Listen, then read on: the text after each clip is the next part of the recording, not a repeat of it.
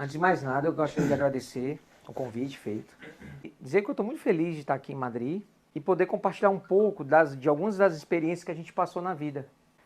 Como médico de cura, há 29 anos trabalhando, eu tenho tido assim, muito contato com doenças, com curas. E a palestra que a gente veio trazer hoje é para tentar expandir um pouco a nossa consciência sobre esse aspecto.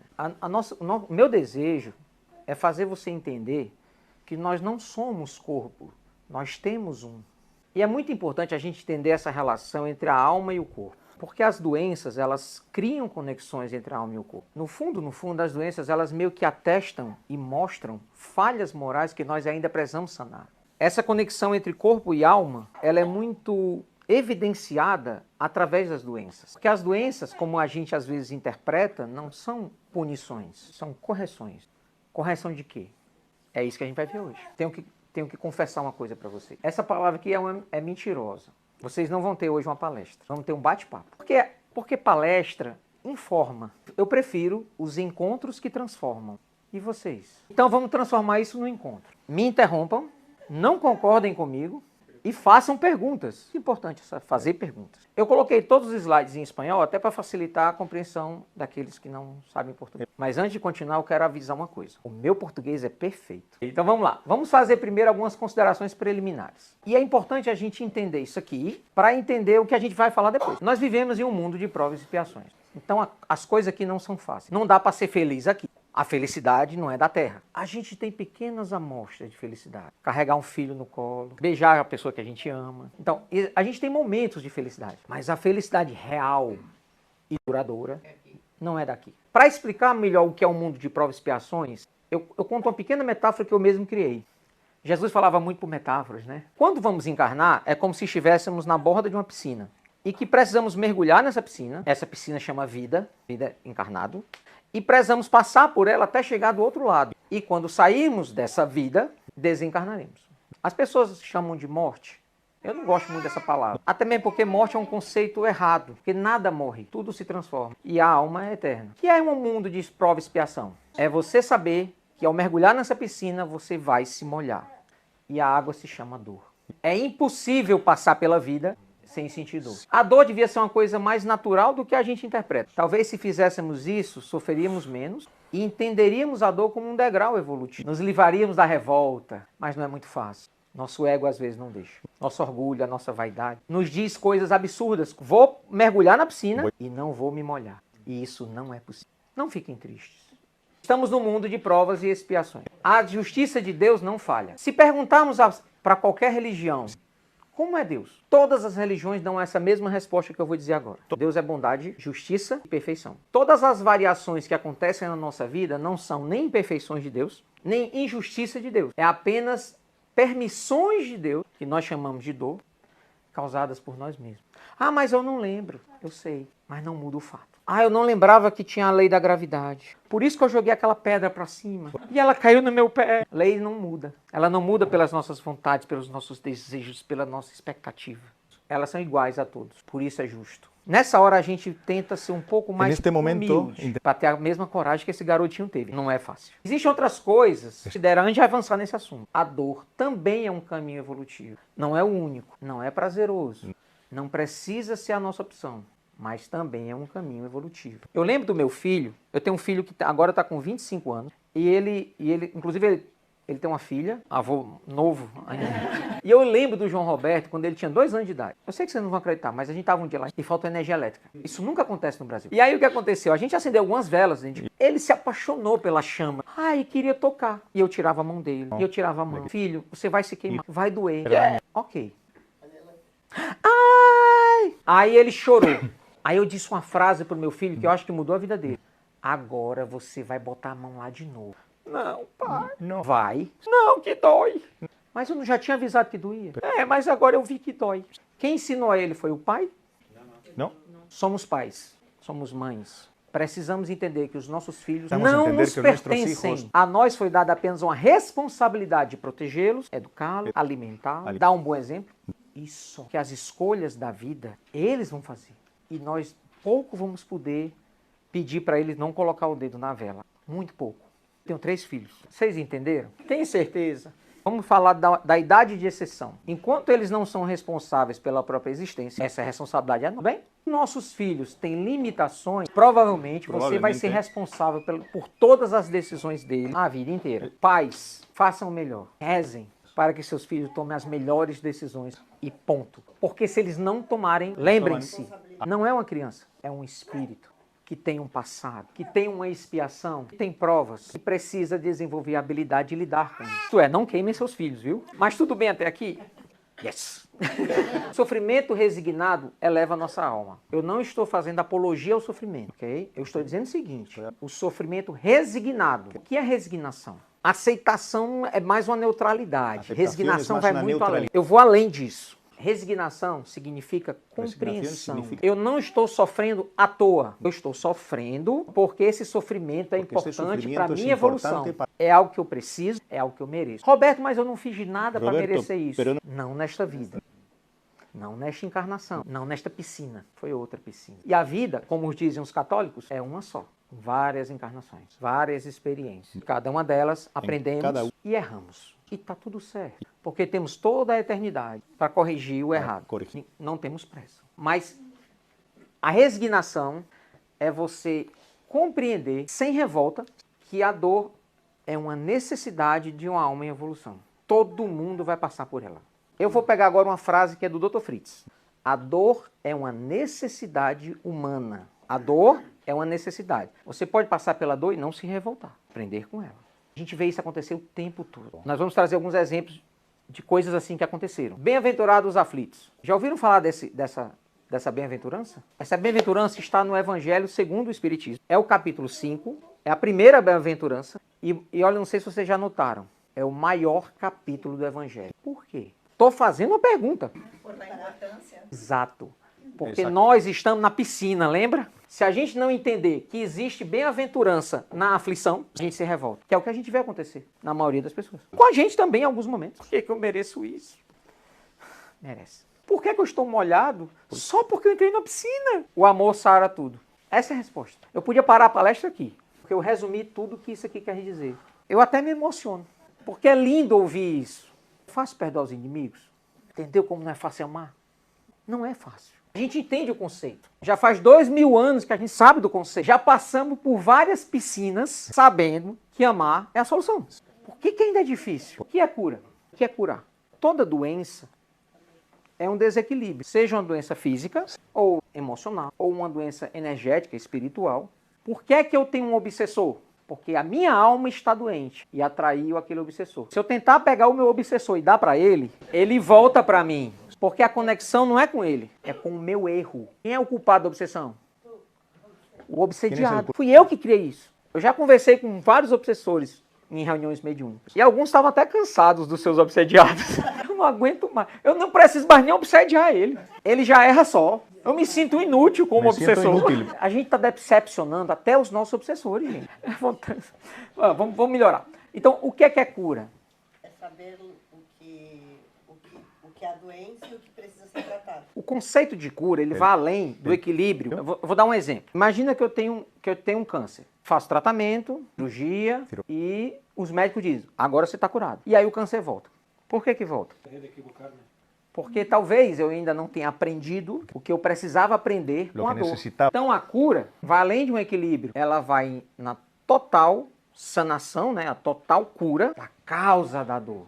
Qual é a causa da dor? Muitas das causas nós não conhecemos. Quando eu trouxer os exemplos que a gente vai trazer hoje, vai ficar mais fácil você entender essa relação. Porque muitas dessas doenças, elas na verdade são piscinas antigas. Às vezes não é nada que a gente está fazendo agora. Na opinião de vocês, é lícito pedir ajuda na dor? Sim ou não? Sim. Nós somos seres sociáveis. Nós nos sentimos bem cuidando uns dos outros. Pedir ajuda não só é lícito, é necessário. Ter a humildade de reconhecer essa necessidade. Pedir ajuda onde? Em qualquer lugar. Se pedir ajuda a um médium, vai ajudar você? Ótimo. Se tomar um passe magnético numa casa espírita, ajuda? Se é o médico fazer exames periódicos, ajuda? Faça. Não faça como André Luiz fez. André Luiz é o espírito do nosso lar. Lembra? André Luiz era uma pessoa boníssima. O livro ele é mais específico, claro. Durante a vida dele, ele atendeu 2.000 pessoas gratuitamente. Tá lá no livro, como médico. Lá no filme mostra ele atendendo de muita má vontade uma senhora. Aquele não era ele, viu? Ele era uma pessoa boníssima. Ele tratava todo mundo com carinho, atenção, bondade. Ele era um ótimo pai, familiar, curioso. Um médico incrível, mas tinha uma coisa que ele não era bom. Com a pessoa que ele mais tinha responsabilidade em cuidar. Foi isso que fez ele sofrer tanto quando desencarnou. Por que ele passou 8 anos no umbral? Foi um suicídio inconsciente. Não sabia que ele não procurou a morte. Porque a morte aconteceu por negligência dele. Que ele fumava e bebia e gostava da noite. André Luiz foi vítima dele mesmo. Nós somos os maiores algozes de nós mesmos. E a gente às vezes quer dar esse título para os outros.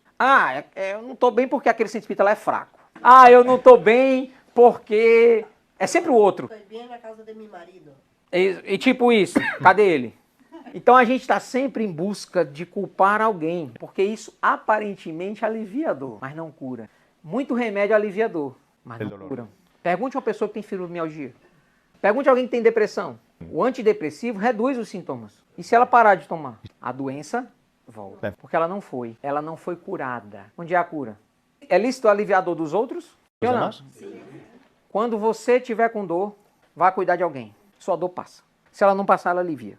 Com certeza. Eu sei disso porque a gente trabalha com vários projetos sociais. Em 95, quando eu comecei a mediunidade, que foi quando eu me tornei espírita, nós já começamos um trabalho social. Imediatamente lá para cá, eu nunca abandonei projetos sociais. E ter o contato com essas pessoas que sofrem foi o que mais me fez parar de reclamar dos meus problemas. Eu já vi coisas absurdas de sofrimento e dor alheia. Eu vou contar uma hoje. Vamos falar um pouco sobre a cura e a lei de causa e efeitos. Lembra? Lei divina é igual gravidade. Se você não gosta, se não concorda, é problema seu. Ela não vai mudar. Você pode não gostar de alguma lei de trânsito. Problema teu.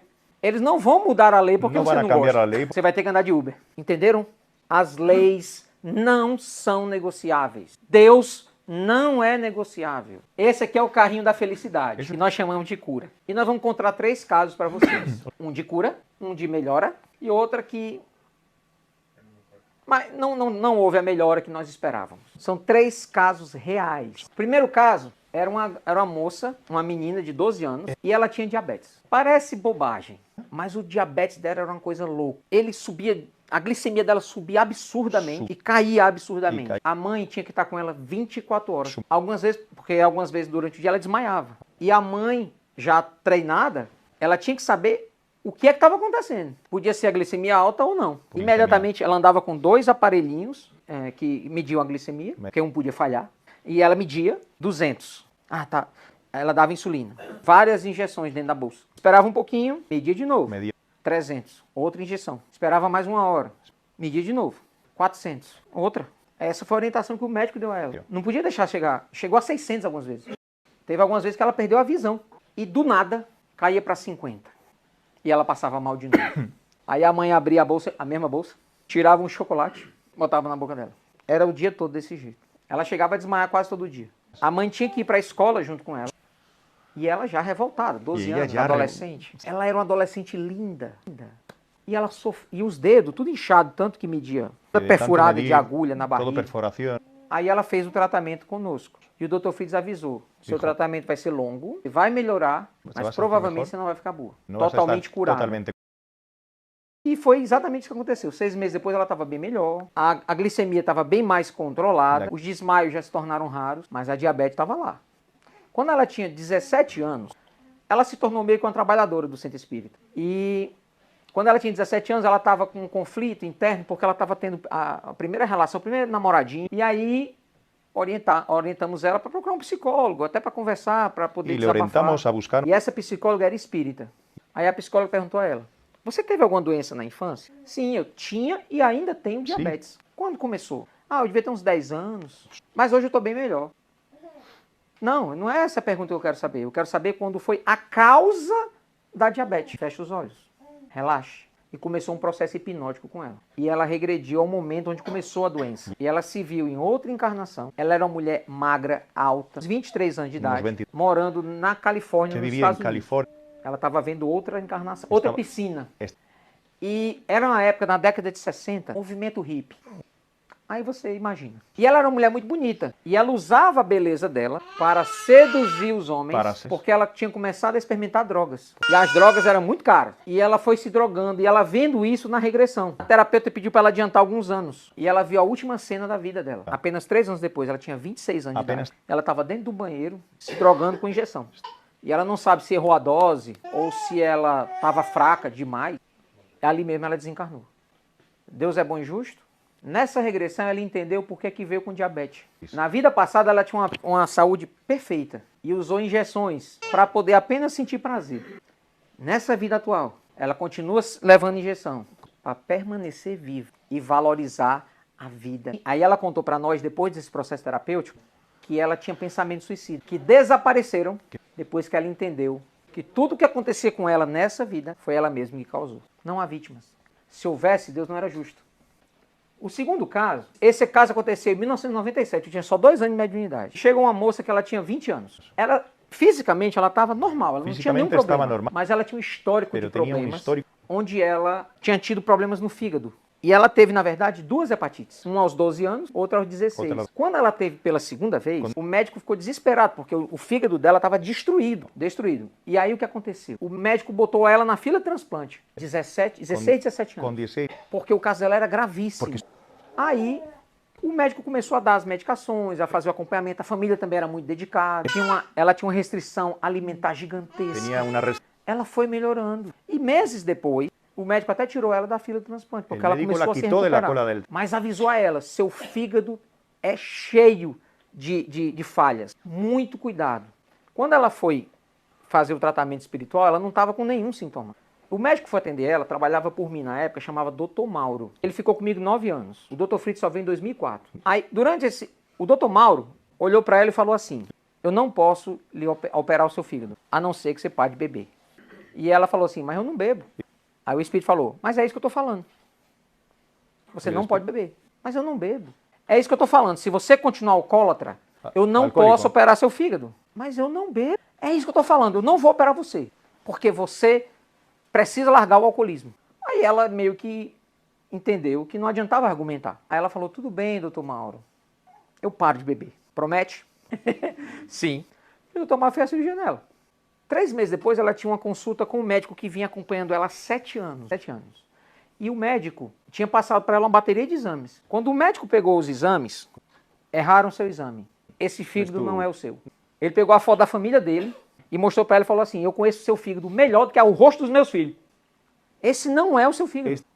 Vá fazer outro exame em outro laboratório com outro médico. Ela não disse nada, mas lembrou do dia do atendimento da cirurgia espiritual. E ela lembrou de uma frase que o Dr. Mauro falou para ela, faça tudo que os médicos mandarem. Então ela foi fazer de novo os exames. 15 dias depois ela voltou no médico com novos exames, por outro médico, em outra clínica, igual o anterior. E o médico olhava, coçava a cabeça e não sabia o que dizer. Ele olhava esse exame com mais detalhes e dizia assim para ela, bem aqui tinha uma ferida gigantesca no seu fígado. E eu estou vendo a cicatriz. Você fez uma cirurgia sem me avisar. Não, doutor. Aí ela levantou a camisa. Nós trabalhamos a vida inteira sem cortes. Os espíritos não perfuram pele de ninguém, ok? E aí tinha essa cicatriz. Aí é que o médico não entendia, porque não havia cicatriz na pele. Aí ela sabia, ela já conhecia bem o médico e ela sabia que ele era muito católico. E ela fez uma coisa linda. Ela não tentou vender para ele a ideia do espiritismo. Ela reforçou a fé dele. Atrás dele tinha uma imagem de Nossa Senhora. Aí ela pegou assim na mão dele e falou assim, doutor, só acredita em milagres? E ele levantou da mesa e falou assim, eu sabia. Isso aqui é coisa de Nossa Senhora. E ela falou, exatamente, doutor, eu fiz uma promessa. Foi lindo o que ela fez, porque ela agregou a fé dele, mais fé. Ela não combateu a fé dele com a fé dela. Quando ela tinha 24 anos, 4 anos depois dela ter feito a cirurgia espiritual, ela também se submeteu a uma regressão de memória. E ela se viu em outra encarnação, sentada numa mesa de bar, bebendo todas. E ela viu, aí ela adiantou assim mais 5 anos na imagem, e ela se viu muito gorda e bebendo bastante. Aí ela passou mal no bar e desmaiou. E lá mesmo ela desencarnou. Fígado.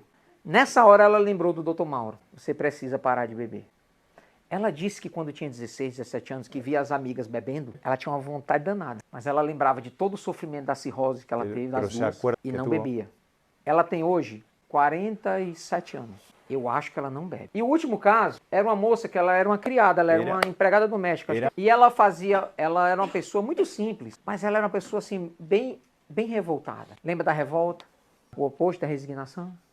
E ela chegou na casa espírita pela primeira vez. O ano era 98, 99, alguma coisa assim. E ela chegou magra, triste, deitou na maca. Na ficha dela tinha escrito assim, ó, um câncer no estômago. E o espírito, mais uma vez, o Dr. Mauro, olhou para ela e falou assim, não posso lhe operar, você não vai adiantar de nada. Só vai adiantar, só vai servir para alguma coisa se você perdoar sua filha. Como é que o senhor sabe que eu tenho uma filha? É o que eu estou lhe dizendo, estou vendo energia. Fique pensando aí que eu volto já. E ia atender outras pessoas. E voltava. Vai perdoar sua filha? Do que é que o senhor está falando? E ia atender outra pessoa. Aí teve uma hora que ele voltou e falou assim, eu não vou lhe enganar. A sua dor é causada pela falta de perdão. Foi essa energia que deu origem ao seu câncer. Que você sabe que agora está no seu cérebro, no seu pulmão, no seu fígado, nos seus ossos, que você está sentindo muita dor, e que o médico deve ter lhe dado 3 meses de vida a 4. Aí ele me disse que era de 3 a 6. Eu estou lhe dando uma opção. Se você perdoar sua filha, eu posso conseguir te ajudar um pouco mais. Nessa hora ela começou a chorar e disse a seguinte frase, eu odeio minha filha. E chorava. O Dr. Mauro falou assim, vá tendo aí a sua catarse, Mauro le dijo, que eu volto já. Aí voltava. Vai perdoar sua filha? Vou tentar. Aí ele fez a cirurgia. Ela foi para casa, meses depois, 3 meses depois. Ela voltou com uma ótima aparência, mais gordinha, e falou assim, eu consegui conversar com a minha filha. Chamei ela ela tinha expulsado a filha de casa e chamou a filha de volta. Não está sendo fácil, mas eu estou tentando. Quando é que eu posso ir ao médico fazer exame? Quando você quiser. Ela esperou ainda 3 meses. Depois de 6 meses da cirurgia espiritual, ela estava tão bem fisicamente que não parecia ser uma pessoa doente. Ela foi ao médico. O médico se assustou. Ele pensava que estava vindo um espírito. Porque ela estava bem psicologicamente. O médico na mesma hora pediu, não, vamos fazer vários exames com você. Para ver como é que você está. Fez todos os exames. Você continua com câncer, seu caso continua metástase, o prognóstico não mudou. Mas esse tumor do fígado, que era enorme, desapareceu. Vários tumores cerebrais também sumiram. O seu estômago está bem melhor. Eu não entendo como aconteceu essa remissão. Não sei o que você está fazendo, mas continue, porque está dando certo. Nós médicos aqui da Terra não temos nada para fazer para você. Ela ainda sobreviveu 2 anos. Depois de 2 anos, ela voltou lá na casa espírita. Muito mais magra do que da primeira vez. Aspecto horroroso, muito mal. E ela chegou e disse assim, eu vim aqui só agradecer a vocês, tudo que vocês fizeram por mim. Mas no meu coração tem uma frase que eu preciso repetir. Eu odeio minha filha. Ela morreu 1 semana depois. A moça de 12 anos, ela continua com diabetes. Mas a cirurgia espiritual fez ela melhorar. E a terapia que ela fez, lembra de pedir ajuda? Fez com que ela ressignificasse toda a dor dela. Ressignificar, resignar. Ela entendeu que não era Deus castigando ela, mas ela mesma que havia se feito aquilo. Isso é resignação, compreensão da lei de Deus. Aceitação de que você é o único responsável pela sua evolução. A moça que era alcoólatra, completamente saudável. Ela come camarão, come tudo. Nunca mais sentiu nada. Ela está curada? Faz 27 anos que ela não sente nada. Ela está curada? Se ela voltar a beber amanhã. Entendeu que a cura não é só ausência de dor? Eu vou falar uma frase, um capítulo daquele livro ali. Ó. O amor exige de nós renúncia. É impossível ser mãe sem renunciar. É impossível ser um bom profissional sem renunciar a alguma coisa. É impossível você fazer alguma coisa bem feita sem renunciar a várias. O que é disciplina? Renunciar ao que te dá prazer para fazer o que você tem que fazer. Isso é disciplina. Foi isso que falaram para Chico Xavier. 3 vezes. E os médicos não querem se disciplinar. E o que foi que aconteceu com a moça que tinha câncer no estômago? Então, o que aconteceu com a moça? Eu poderia dizer que ela, durante 2 anos, ela se curou. Mas por que eu considero ela um caso de não cura? Porque na próxima vez que ela for pular de novo na piscina, a dor está esperando por ela. A maternidade vai estar esperando de novo. E a gente passa várias encarnações convivendo com as mesmas pessoas, que hoje a gente chama de filhos, amanhã chamamos de obsessores. E por algum motivo achamos que não precisamos amar essas pessoas. Lembra que o amor é a resposta de tudo? A única? Não tem outra. Se houvesse outra, Jesus tinha dito. Não tem segredo. Espiritismo não é segredo nenhum. Eu sou espírita, eu li tudo que é Kardec. Eu sei coisas que você jamais saberá. Isso não existe. Os acontecimentos, o que o espiritismo traz é fácil de entender. Colocar em prática o desafio. O grande desafio do espírita não é ser espírita na casa espírita. É depois daquela porta. Ali é o desafio. Aqui dentro é fácil. Oh, meu irmão, você está tão magra. E o pensamento, né? Porque essa é a nossa normalidade. A gente precisa entender que nós temos sombras. E que nós precisamos aprender a clarear essas sombras. O único jeito de você tirar a sombra é acender uma luz. A luz chama amor. Qual é a novidade? Não existe. A novidade vai existir no momento que a gente aplicar essa verdade. Que foi isso que faltou aqui. Faltou aplicar o amor. Na Revista Espírita de 1865, um texto muito longo, eu vou resumir. É o caso de um jovem que com 12 anos de idade tinha um problema muito sério na visão. E fizeram um tratamento com magnetismo. E ele não melhorava muito. Aí perguntaram ao Espírito de São Luís por que ele não melhorava. E o Espírito respondeu o seguinte: esse jovem, como muitos outros, é castigado por um pecado. A enfermidade dele não é incurável. Uma simples magnetização poderia curá-lo. Com zelo, devoção e perseverança, certamente teria êxito. Certo? Ajudado por um tratamento médico destinado a corrigir o seu sangue viciado, né? Aí o que aconteceu? E haveria então, uma melhora sensível na sua visão. Certo? Que não se está se extinguindo por todo, devido aos maus fluidos que está rodeado e saturado. Porque esses maus fluidos que ele tem são os obstáculos que ele cria para que as energias da cura cheguem. É, portanto, uma cura moral que ele tem que fazer primeiro.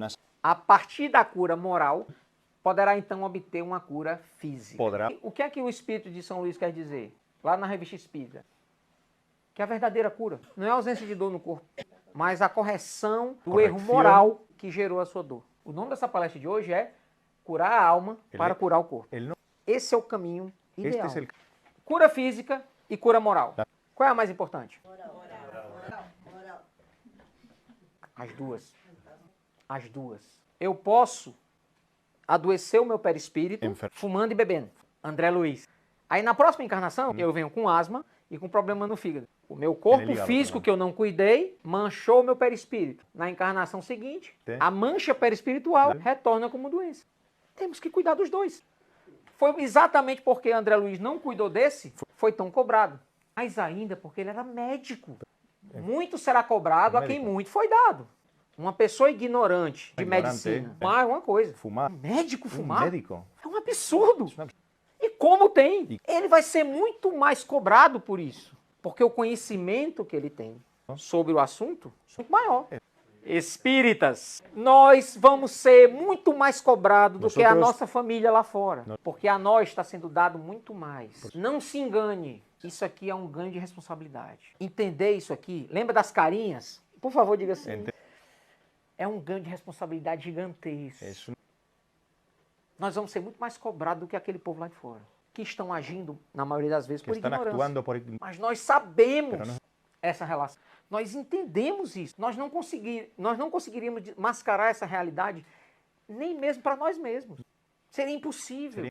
Que é uma das mentiras mais covardes que há quando você mente para você. Não adianta se enganar. Por que às vezes um câncer volta? Porque a doença... Por que às vezes uma hérnia volta? Eu já vi pessoas que fez 7 cirurgias da mesma hérnia e ela sempre voltava. Por que as enfermidades voltam? Porque nós não nos curamos moralmente delas. Não adianta só cuidar do corpo. Isso muita gente aí fora faz. Mas nós, como espíritas, nós também temos a obrigação de dar exemplo da cura moral. Roberto, você cura de projetos sociais. Você é tão bonzinho. Sou não. Mas eu estou tentando. Estamos todos. Precisamos reconhecer as nossas sombras. Não tenha vergonha de um dia ter errado. Crie coragem, a partir de hoje, de reescrever sua história.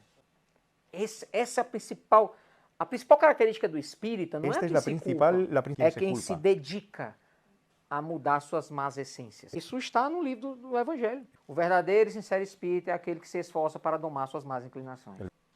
Olha que legal isso aqui, ó. Eu chamo isso aqui o ciclo da doença, ok? Começa assim, a doença aparece. Aí você busca ajuda. Você busca uma cura física. Muitas vezes resolve, mas às vezes não. Então você tem que seguir a buscar outras coisas para encontrar a sua saúde. E aí você percebe que a saúde ela fica incompleta quando só o teu corpo tem problemas. Porque os problemas corporais eles são mais fáceis de se resolver. Sabe o que é difícil resolver? Um trauma, uma fobia, uma depressão. Isso é difícil. Você vai no oftalmologista, em 30 minutos, ele faz um monte de exame nos meus olhos, prescreve um óculos novo. Meu óculos novo é perfeito. Tudo que é doença física, de uma certa forma, é mais fácil para os médicos lidarem. As enfermidades emocionais, não, são muito mais difíceis. Muito. Como eu conheço tanta gente riquíssima financeiramente e extremamente infeliz. Por que essas pessoas não compram a Porque felicidade? estas personas... Tem um amigo que ele é tão rico que ele fala para mim que ele entra Que no me shopping, dice? ele não tem vontade de comprar nada. Não. Nada dá mais endorfinas. As coisas materiais têm limite. Os prazeres, desejos, têm limite. A alma não. A alma precisa se alimentar constantemente. E o alimento da alma é amor. E aí, na busca dessa saúde, você vai então em busca da sua saúde moral. E você precisa seguir esse ciclo. Porque se você não chegar aqui, talvez você não consiga a sua cura permanente. Quando essa cura moral não acontece, a cura permanente também não acontece. Sabe o que acontece? A doença volta, mas ela não volta igual. Por quê? A função da doença, da dor é o quê? Ensinar. Se você não quer aprender, ela vai vir mais forte. Até que você aprenda. Até quando? Até ¿Hasta quando? Se não for nessa encarnação, fique tranquilo. Sim. Sua alma é imortal. E você vai, em algum momento, resolver essa pendência. Para que essa enfermidade vá embora. Vocês estão entendendo que enfermidade não tem a ver só com dor física? Tem a ver com todo tipo de dor. A dor mais difícil de curar, na minha opinião, mais difícil é a mágoa. Outra dor difícil de curar, a culpa. Essa eu me livrei. Juro, me livrei. Falta de amor é uma doença moral? Adorei tua pergunta. Primeira coisa, o que é amor? O que é amor? O que é amor? É um sentimento? Também. Tá. O que é amor? Amor é todo sentimento sublime que você sinta em relação a alguma coisa que não seja material. A palavra amor, ela foi deturpada. A palavra amor foi estrangulada. Foi mediocrizada. Ó, por exemplo, frases do tipo: eu amo a minha casa. Pare de mentir. Você não ama a sua casa. Você ama o seu lar. Se eu tirar a tua família inteira da tua casa, colocar na casa do vizinho, para onde você vai querer ir? Para a casa do vizinho, porque é lá que está o seu lar. Então você não ama as paredes, você não ama o sofá. Não. Ah, eu amo meu carro. Ah, meu carro eu amo. Pare de se enganar. Você ama a liberdade que o carro lhe dá. Você ama o prazer de controlar o seu destino. É esse prazer que você ama. Eu amo essa roupa. Você ama a sua imagem quando se vê com essa roupa. Conclusão. Nunca utilizem a palavra amor com coisas materiais. Ah, eu amo a minha esposa. Eu amo meu marido. Por isso que eu tenho ciúme dele. Ciúme é uma falta moral. Como é que eu posso chamar uma falha moral de amor? Sabe o que é ciúme? Medo. Medo de perder. Medo de perder alguma coisa que eu acredito que é minha. Possessividade. Isso é amor. É? Não. Amor é o contrário disso. Amor é liberdade. Eu amo a minha esposa. Se ela me amar, ela que vá. Porque se ela me ama, ela volta. Liberdade. Isso é amor. Como é que ciúme é amor? Ciúme é a falha moral. Quando a gente coloca o amor, panela de coisas materiais, a gente está deturpando o amor. E deturpamos ainda mais quando usamos palavras negativas como ciúme de forma fantasiada.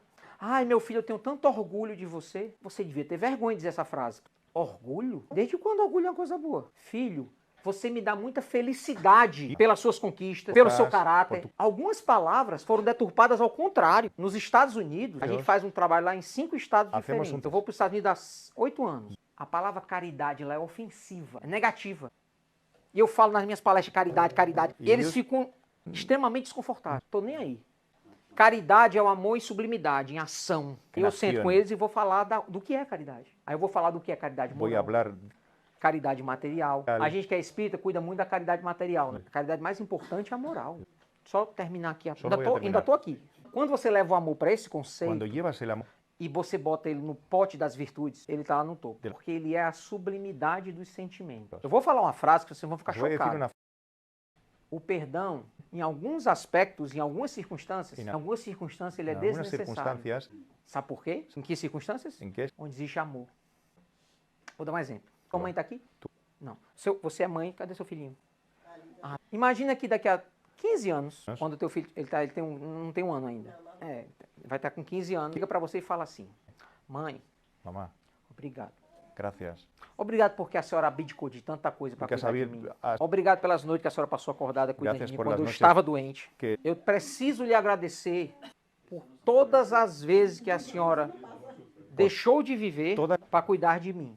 Eu pergunto a você, daqui a 15 anos, esse pedido de perdão é necessário?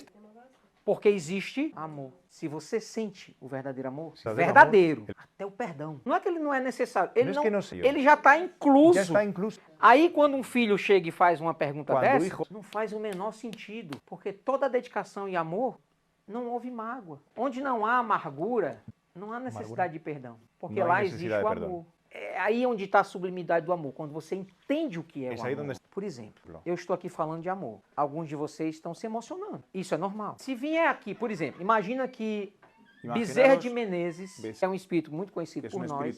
Nós sabemos que é um espírito bem elevado. Bate ali na porta materializado. Entra na sala, toma meu lugar e começa a falar de amor. Você acha que a sua emoção vai ser a mesma?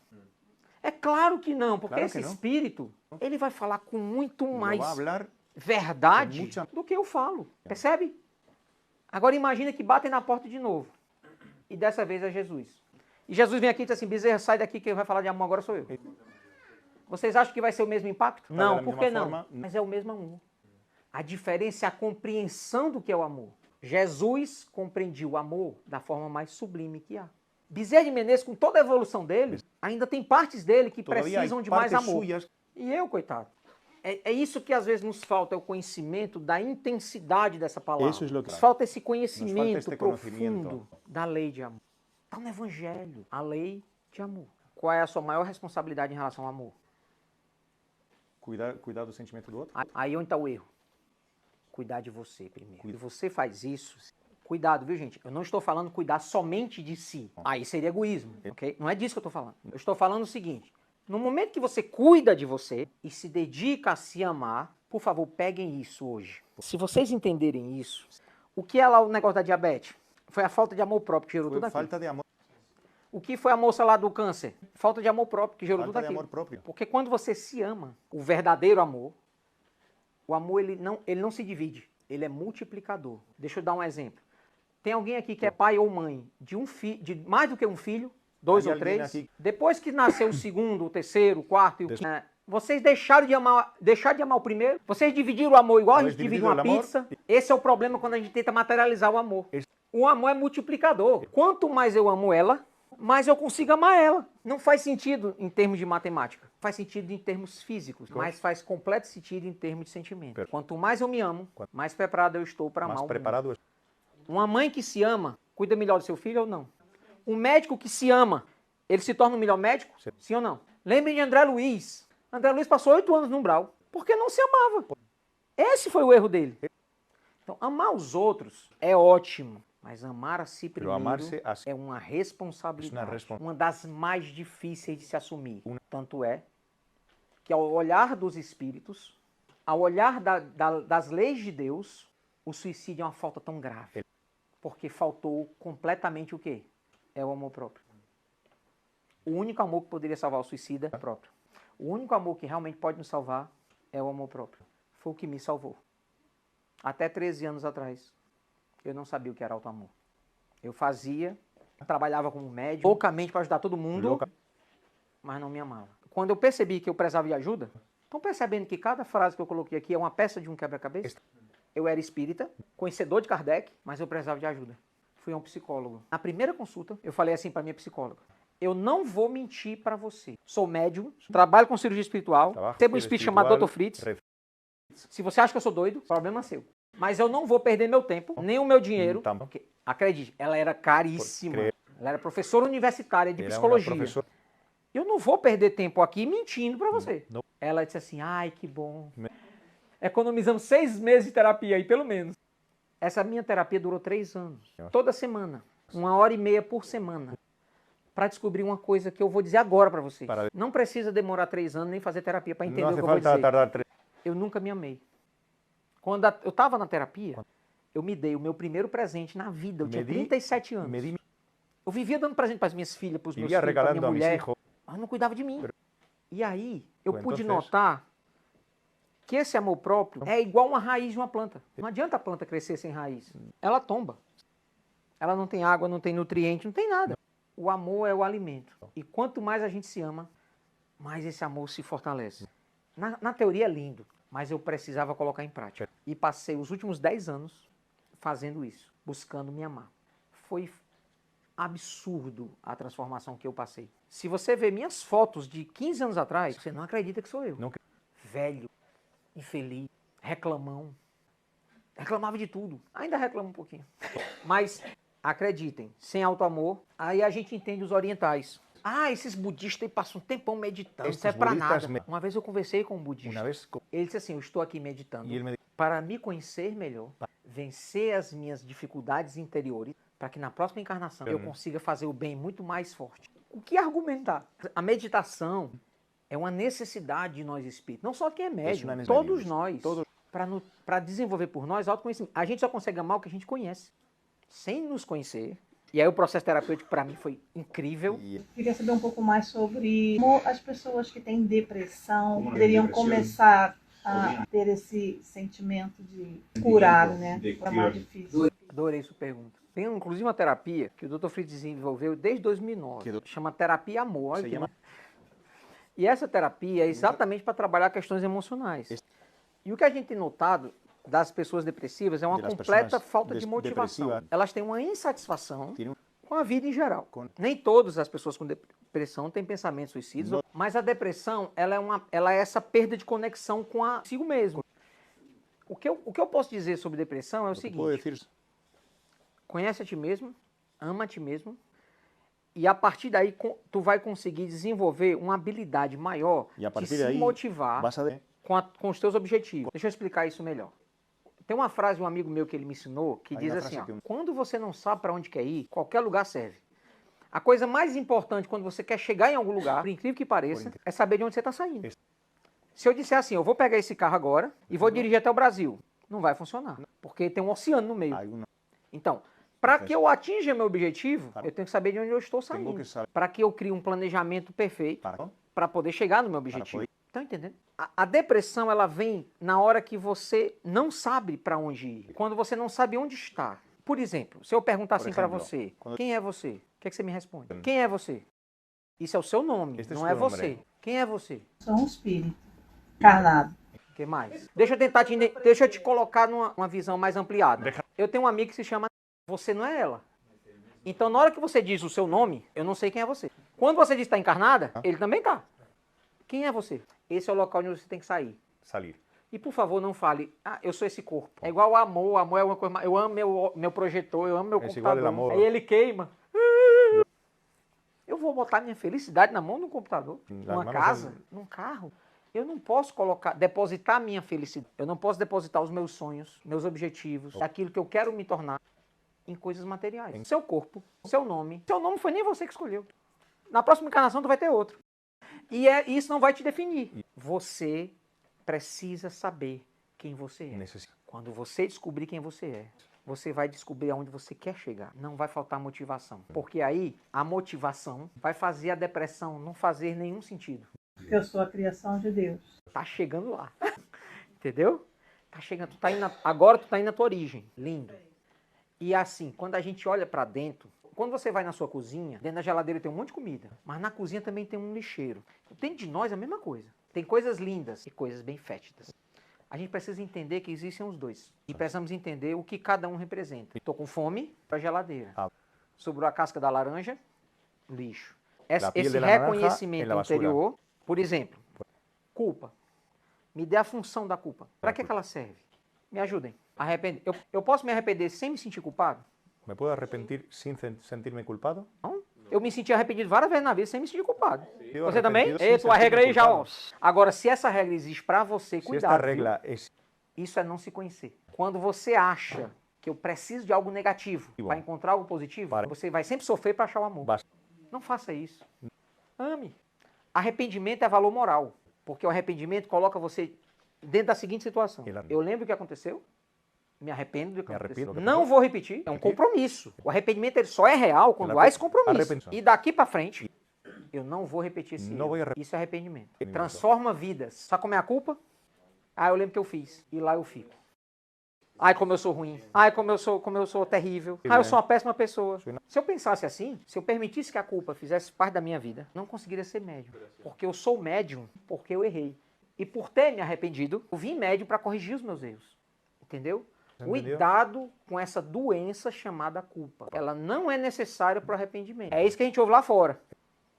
Se você não se sentir culpado, você não tem como se arrepender. Eu consigo. Não só eu, ela também. Você também. Teve momentos na sua vida que você se arrependeu e seguiu adiante. O arrependimento te joga para frente, melhor. A culpa te joga para trás, pior. Larga este piano. Larga esse saco de tijolo. Eu vi um dia desse na internet uma pessoa descrevendo a culpa. A culpa é uma corda que você fica puxando, tentando puxar um caminhão.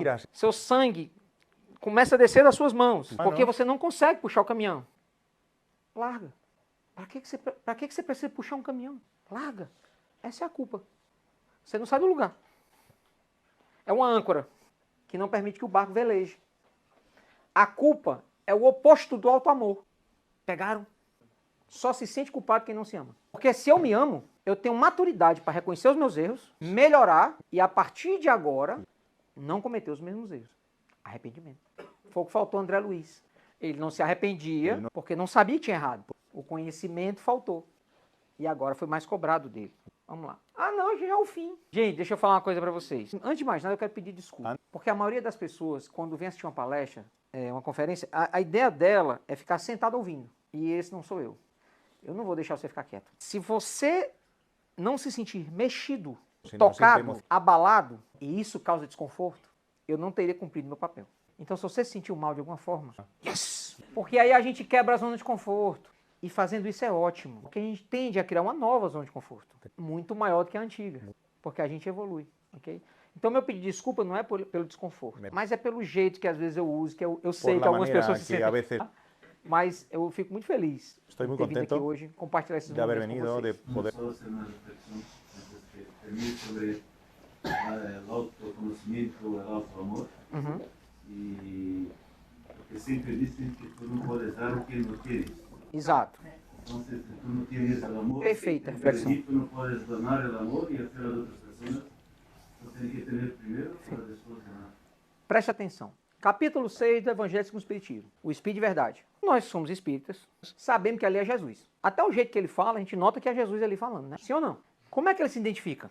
Espírito da Verdade. Qual é a coisa que Jesus, quando estava encarnado, 2000 anos atrás, mais combateu? Hipocrisia. Ele comumente chamava hipócritas. O que é hipocrisia? É o oposto da verdade. Abre a tua bolsa e me dá uma maçã. Não tienes. Você não tem uma maçã para mim. Ela não pode dar o que ela não tem. Não. Quer amar? Ame primeiro a si. Se você não faz isso, tudo é hipocrisia. Só é verdadeiro o amor que você vai dar pro seu filho se você se amar como mãe. Vou contar uma história pra gente finalizar. Adoro as histórias. Tem uma freira que eu não a conheci pessoalmente, mas eu sei, eu li bastante sobre a história dela. Ela era uma pessoa muito bondosa. E ela era professora de um colégio de freiras. E nesse colégio, só crianças ricas estudavam. Então ela vivia cercada de muita comida, de muita fartura. E a cidade que ela morava era uma cidade muito pobre. Algumas vezes, quando ela saía do colégio, ela via mendigos na calçada, pedintes. E ela começou a pensar assim, lá dentro do colégio tem tanta fartura, sobra tanta comida, eu vou começar a pegar essa comida que resta e trazer para eles aqui. E ela começou a fazer isso. Adivinha o que aconteceu? Em vez de 3 ou 5 mendigos, começou a vir vários. E ela já não conseguia alimentar todos. Aí ela bolou até um plano. Eu não vou comer tanto assim. Eu vou pegar o meu almoço e eu consigo alimentar 3. Eu fico só comendo o café da manhã, que é dentro do colégio, e o jantar. Depois de alguns meses, o plano dela fez ela adoecer. E ela teve que ser internada às pressas por uma hipovitaminose. Hipovitaminose é uma coisa muito grave, viu? É uma desnutrição gravíssima que ela teve. E para repor essas vitaminas, também é um processo bem lento. Ela teve que ficar internada 1 mês. Quando ela já estava perto de receber a alta, ela recebeu a visita da madre superiora da escola dela, que era um colégio e ao mesmo tempo era um convento. E aí, essa madre superiora veio visitar ela e perguntou, como é que você está se sentindo? Bem melhor. Aí a madre perguntou assim, você não vê a hora de voltar lá para a rua, né, para ajudar aqueles pobres? E ela, claro. Lembra de um que você gostava muito? Que era um que usava um chapeuzinho assim? Pois é, há 3 dias atrás ele morreu. Sim, de fome. Sabe por quê? Porque você não estava lá. Você quer ajudar os outros? Cuide primeiro de si. Sem disciplina, nenhum trabalho social, nenhum trabalho material, nenhum trabalho mediúnico funciona. Sem disciplina, sua vida vai ser enterrar pessoas com fome. Ela entendeu o recado. Aí ela, sabe o que ela fez? Para criar um novo código disciplinar, ela fundou uma nova irmandade, né, de freiras para poder desenvolver um trabalho social que envolvia pobreza. Elas tinham que fazer voto de pobreza, só tinham direito a ter 2 roupas, um par de chinelo, mas tinham que comer 5 vezes por dia. O nome dessa freira? Madre Teresa de Calcutá.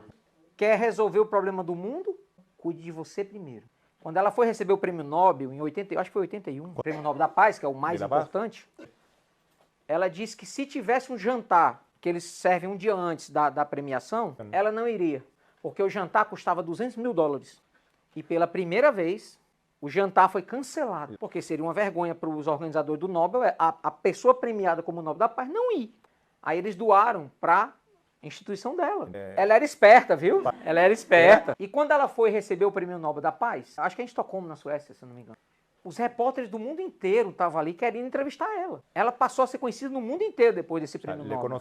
E uma das perguntas que fizeram a ela foi a seguinte: de quem é a culpa da fome no mundo? Sabe o que ela respondeu? É minha, porque eu trabalho pouco. Todos os microfones do mundo estavam ali, ó. Ela podia ter feito aquele discurso. Os políticos, governos... Não. É minha. Eu trabalho pouco. Se isso não é um exemplo. Merci é francês e catalão. Graças é espanhol. E obrigado também. Eu vou botar para vocês aqui, esses são os nossos contatos do Instituto. Ah, desculpa, gente, aqui tá errado. É .fritz.com. E é esse mesmo aqui, ó, institutofritz.com. Ok? É .com. E esse aqui é o meu Instagram, ok? Fiquem à vontade. Toda quarta-feira eu faço o que a gente criou uma coisa chamada Roberto Responde. E o pessoal faz todo tipo de pergunta. E tem algumas que eu não sei, lógico, né? Aí eu digo, olha, eu não sei, mas eu fui olhar no Google. Não sei. E a minha opinião sobre isso é essa aqui. Okay? Mais uma pergunta? Não? Então, fim.